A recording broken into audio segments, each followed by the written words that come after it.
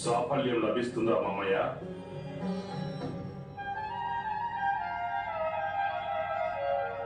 తప్పక లభిస్తుంది మేనలుడా.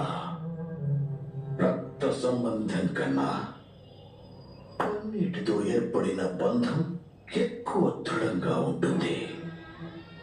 నీ కన్నీటితో బంధం వెయ్యి. వీరికి మావయ్య, ఇంతకు ముందు మనం ఇక్కడికి వచ్చినప్పుడు వీరు మనల్ని ఎంతగా అవమానించారు.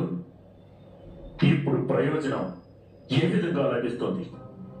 పరిస్థితులను ఒకవేళ మనకు అనుకూలంగా మార్చుకోలేకుంటే నీవు వాటిని శత్రువులకు ప్రతికూలంగా మార్చేయి.